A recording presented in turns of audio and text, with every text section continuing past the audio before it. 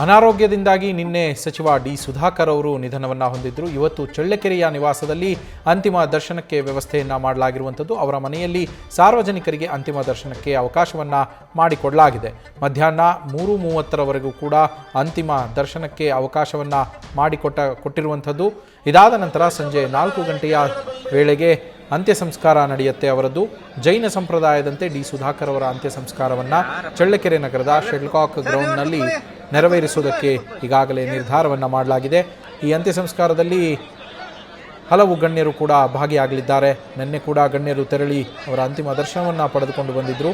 ಇವತ್ತು ಅಂತ್ಯ ಸಂಸ್ಕಾರದಲ್ಲೂ ಕೂಡ ಸಿಎಂ ಸಿದ್ದರಾಮಯ್ಯನವರು ಹಾಗೆ ರಾಜ್ಯ ಕಾಂಗ್ರೆಸ್ ಉಸ್ತುವಾರಿಯಾಗಿರುವಂತಹ ರಣದೀಪ್ ಸಿಂಗ್ ಸುರ್ಜೇವಾಲಾ, ಸಚಿವ ವೆಂಕಟೇಶ್, ರುದ್ರಪ್ಪ ಲಮಾಣಿ, ಜಮೀರ್ ಅಹಮದ್ ಖಾನ್, ಲಕ್ಷ್ಮೀ ಹೆಬ್ಬಾಳ್ಕರ್, ಸತೀಶ್ ಜಾರಕಿಹೊಳಿ, ಮಧು ಬಂಗಾರಪ್ಪ, ಎಚ್ ಸಿ ಮಹದೇವಪ್ಪ, ಹಾಗೆ ಸ್ಪೀಕರ್ ಆಗಿರುವಂತಹ UT ಖಾದರ್, RB ತಿಮ್ಮಾಪುರ, ಸಂತೋಷ್ ಲಾಡ್, ಇನ್ನು ಸೈಯದ್ ನಾಸೀರ್ ಹುಸೇನ್, ಹಾಗೆ ಬೈರತಿ ಸುರೇಶ್ ಅವರು, ಚಲುವರಾಯಸ್ವಾಮಿ ಅವರು, MC ಸುಧಾಕರ್ ಅವರು ಅಂತ್ಯ ಸಂಸ್ಕಾರದಲ್ಲಿ ಭಾಗಿಯಾಗ್ತಾರೆ ಅನ್ನುವಂತಹ ಮಾಹಿತಿ ಸಿಕ್ಕಿರುವಂಥದ್ದು.